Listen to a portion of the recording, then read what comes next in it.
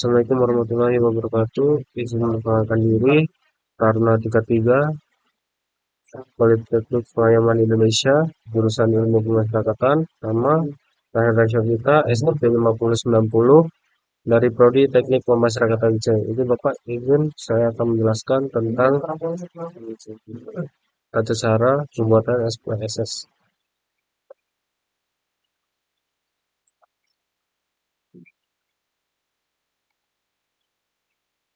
Ya, di sini terdapat data-data yang sudah saya dapatkan dari bahan yang diberikan.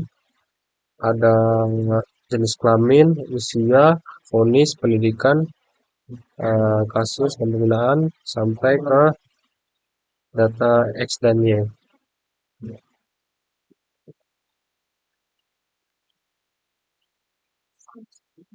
Setelah kita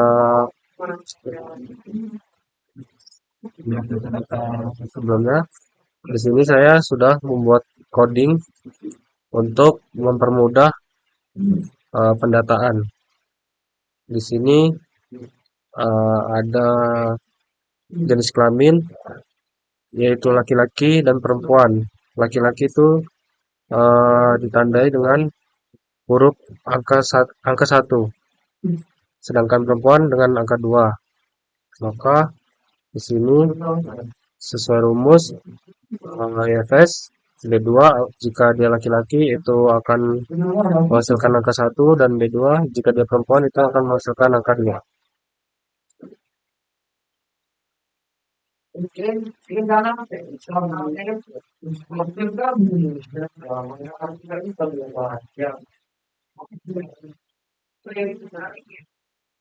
Kemudian di sini terdapat usia. Usia di sini dijelaskan ada sesuai dengan coding 1 sampai dengan 9. Yang dimulai dengan angka 1 ini 18 sampai 22 tahun, dan angka 9 ini dimulai dengan umur 58 sampai 62 tahun. Ini kata namanya rumus FS D2 apabila dia memiliki umur 23 sampai 18 sampai 22 dia akan ada 1, 23 sampai 27 dia akan 2, dan seterusnya.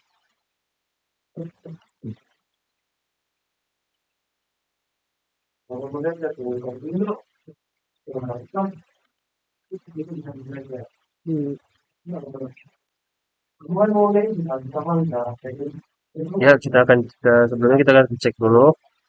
Di sini tiga umur 31 itu dalam coding dia masuk kategori ketiga, apakah benar? Ya, 28 sampai 32. Sedangkan di sini 31. Berarti dia termasuk angka codingan 3.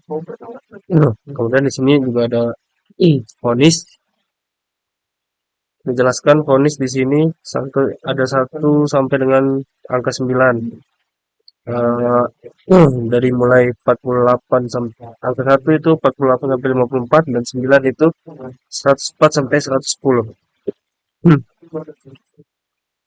Di sini vonis ada 101, dia masuk kategori 8. Kita cek. Ya, di sini benar ya. Angka 8 menunjukkan 97 sampai 103. Sedangkan di sini 101, berarti dia masuk di coding angka 8 untuk vonis.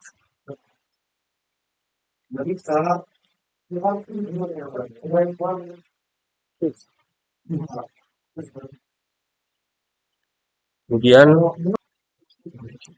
di sini saya akan menjelaskan tentang pendidikan. Pendidikan di sini ada 1 sampai 5, yaitu dimulai dengan codingan angka 1, pendidikan MG, dan 5 sampai sarjana. Kita sudah mengcodingnya. Kita pastikan SMP itu ya nomor 3, sarjana berada nomor 5. Datanya benar. Kemudian ada kasus. Di sini kalau 1 itu korupsi sampai 6 itu lain-lain.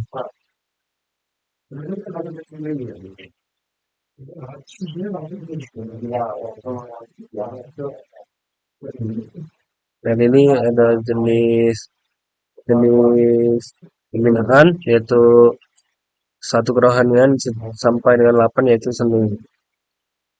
Sesuaikan.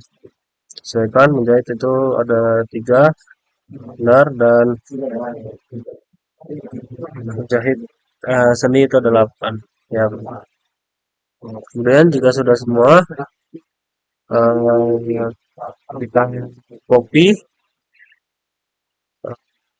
data-data tersebut lalu dipindahkan ke selanjutnya. Nah, ini data yang sudah saya saring dan kembangkan. Nah, setelah itu kita blok dulu semua sampai dengan kita blok semua dengan akhir.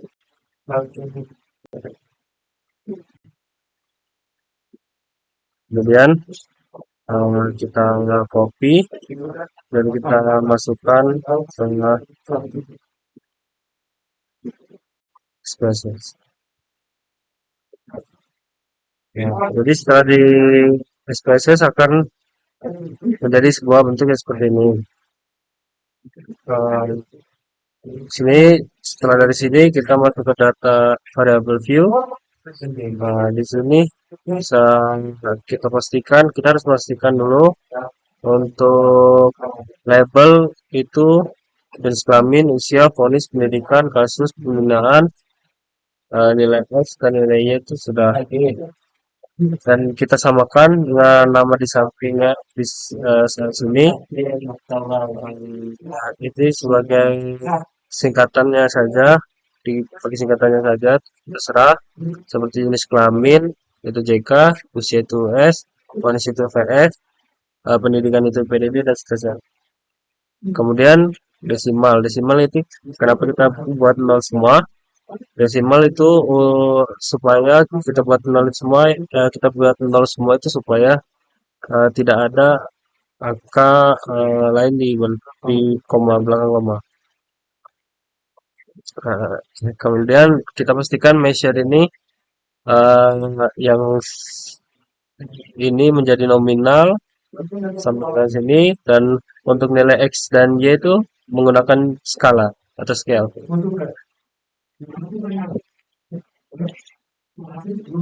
Kemudian di sini kita analyze descriptive static, lalu kita ke frekuensi.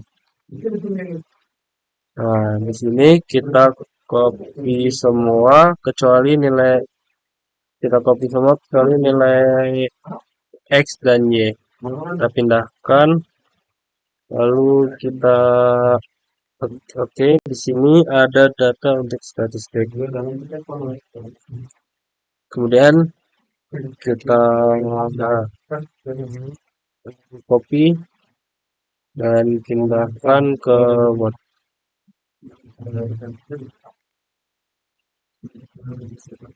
Untuk diinterpretasikan seperti ini. Kemudian kita lanjut lagi ke kita kemudian analyze, kita kembali lagi ke statistik, terus kita ke frekuensi untuk mencari nilai mean median. Ini kita pindahkan semua, lalu kita masukkan nilai X dan nilai Y. Setelah itu kita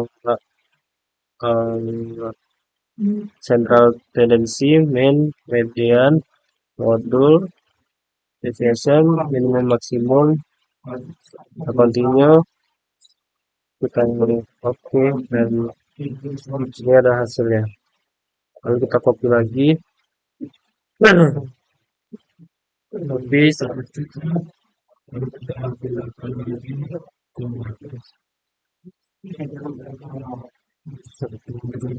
maka setelah itu eh,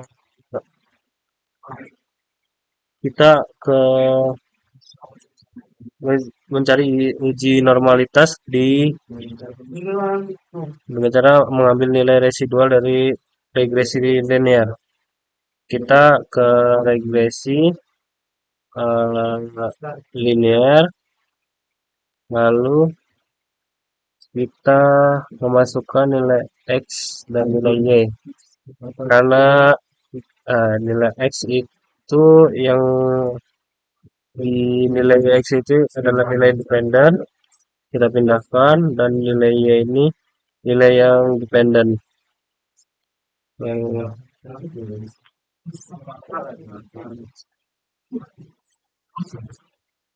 setelah itu kita pencet save, kita unstandardized, lalu kita continue.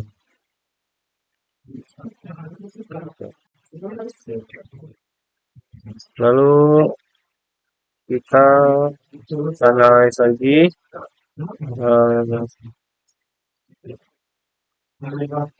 ke non-pragmatic test, terus legasi dialog, terus kita ke sampel PS, terus kita masukkan nilai unstandardized-nya tadi yang sudah kita cari, lalu kita pindahkan, lalu kita klik OK. Nah, ini sudah. Setelah itu kita copy, pindahkan lagi ke dalam Word. Setelah semua itu semua mendapat nilai, sudah kita simpulkan, kita mulai ke analyze, kita ke regression lagi, ke linear, kita pencet save, kita ada masukan, kita centang hapus centangnya, kita oke. Kita oke lagi untuk mendapatkan model summary sama udahannya. Ini kita copy,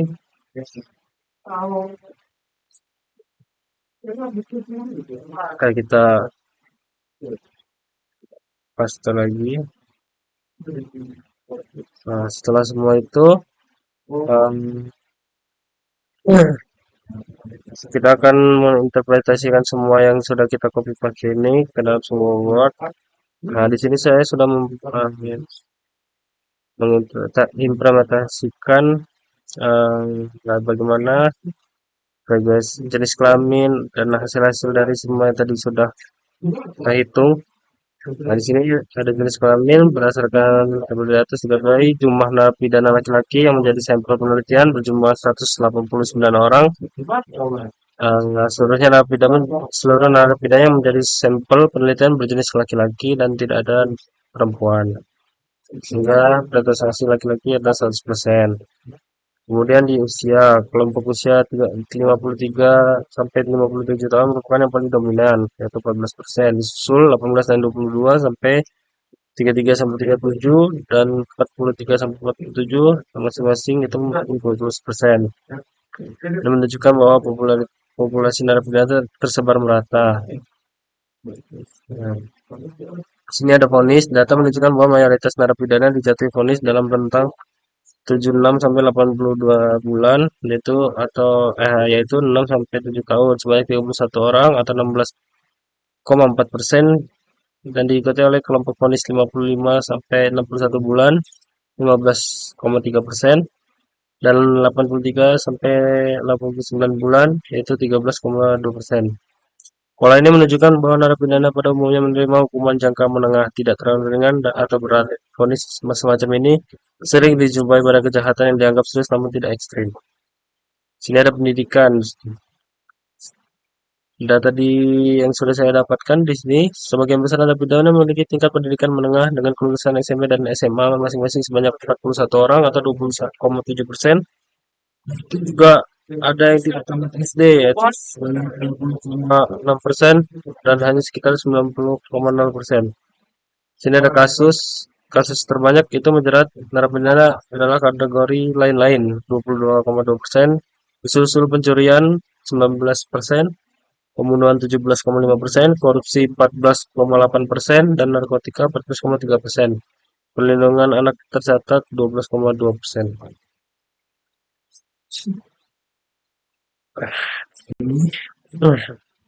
Dari sisi pembinaan narapidana, program peternakan 15,9% menjadi yang paling banyak diikuti, kerohanian 14,3%, laundry 13,2%, program-program seperti menjahit, pertanian, PKBM, seni dan pramuka juga tersedia meskipun dengan jumlah partisipan lebih rendah.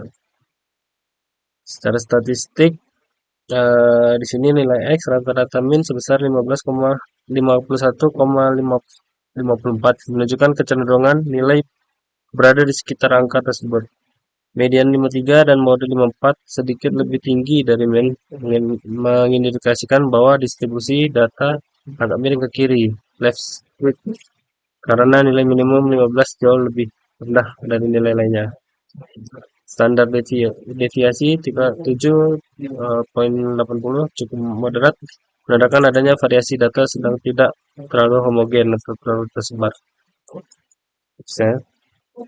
Dan nilai Y rata-rata 93,76 menunjukkan nilai cenderung tinggi, median 96 dan mode 104 lebih tinggi dari min, menunjukkan kemungkinan distribusi miring ke kiri juga, tapi tidak terlalu ekstrim. Standar deviasi 14,43 menunjukkan variasi cukup besar, lebih tinggi dibanding nilai X.